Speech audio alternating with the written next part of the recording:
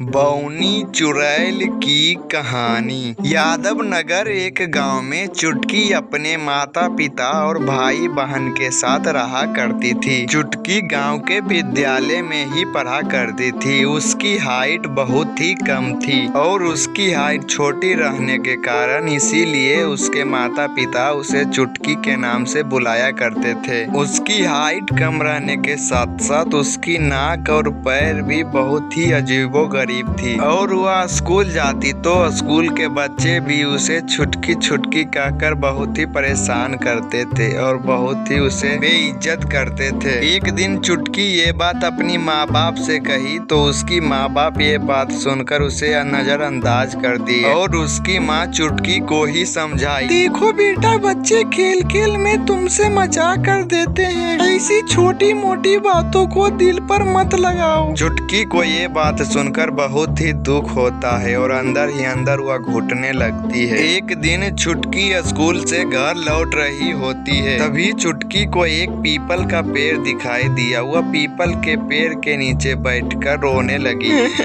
मैं ऐसी क्यों हूँ? मेरी लंबाई इतनी कम क्यों है? मुझे सब बच्चे चिढ़ाते हैं, मुझे ये सब बिल्कुल पसंद नहीं है। मेरा भी मन करता है इन सब बच्चों के साथ खेलने का पर मुझे कोई नहीं खिलाता है। चुटकी रो रही होती है, तभी ऊपर से एक पीपल के पेड़ पर से चुड़ैल नीचे उतर कर आती है। चुड़ैल को देखकर चुटकी बहुत ही डर जाती है और उसकी सिट्टी पिट्टी गुम हो जाती है और उसे कुछ समझ में नहीं आता है। चुड़ैल की भी हाइट एक छोटी ही कद वाली थी। चुड़ैल की आंख बाहर की तरफ निकली हुई थी और दांत मानो तो बिल्ली की तरह लंबी थी और चुड़ैल की नाक भी खीरे जैसी लंबी और मोटी थी। चुटकी ये सब देखकर डर जाती है और वह वहाँ से भागने के लिए तैयार हो जाती है। चुटकी को भागता देख चुड़ैल भी जोर जोर से रोने लगती है। क्या हुआ तुम्हें? तुम क्यों रो रहे हो?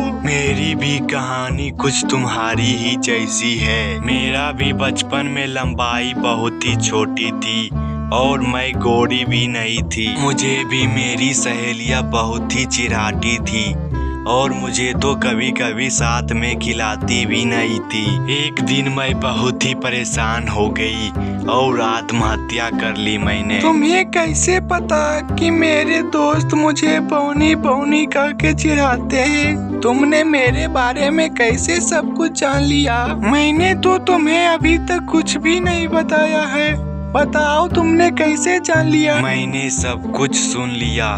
जब तू पेड़ के नीचे बैठकर रो रही थी तो मैं उसी पेड़ पर था और मैं उसी पेड़ पर रहता हूँ। मेरा उस पीपल के पेड़ पर ही बास है। मैं उस पीपल के पेड़ पर ही रहता हूँ और तुम जब भी चाहो मुझसे मिल सकती हो। चुटकी उस चुड़ैल को अपनी सारी कहानी बताती है और जो जो उसके साथ बीती है सब कुछ बता देती है और स्कूल वाले जितना तंग करते थे बच्चे उसके बारे में भी बता देती है। मेरे पास एक आइडिया है, मेरी बात मानो और मैं जो कहूँगा वो सब तुम करना, ठीक है? क्या आइडिया है तुम्हारे पास? मुझे भी बताओ। देखो, तुम मुझसे डरना मत, मैं तुम्हारी मदद करूँगी। पर तुम मेरी मदद कैसे करोगे? तुम तो एक भूत हो ना, तुम मेरी मदद नहीं कर सकते हो। तुम झूठ बोल रहे हो। देखो, मैं सच बोल रहा हूँ। जो भी तुमको तंग करेगा हम दोनों मिलकर उसे सबक सिखाएंगे, तभी ये लोग सुधरेंगे। पर तुम तो सब लोग को दिखोगे और सब लोग तुम्हें देखकर पहले ही डर से भाग जाएंगे। हा। तुम चिंता मत करो, मेरी पास ऐसी शक्ति है, मैं जिसे चाहूंगा उसे ही दिखाई दूंगा। ऐसे ही मैं हर किसी को दिखाई नहीं देती। अच्छा, ये बात है। ये तो बहुत ही अच्छी बात है। हम दोनों मिलकर सभी लोग को सबक सिखाएंगे जो हमको बहुत परेशान करते हैं। पहले तो स्कूल के बच्चों को ही सबक सिखाएंगे। हाँ, पर तुमको मुझसे एक वादा करना होगा।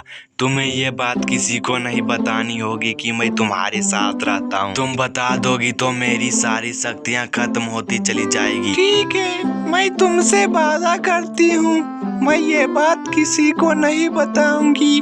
और तो मैं मम्मी को भी नहीं बताऊंगी। फिर चुड़ैल चुटकी के साथ ही वहाँ से चल देती है और गांव में जो उसे तंग करता था सबको सबक सिखाती है।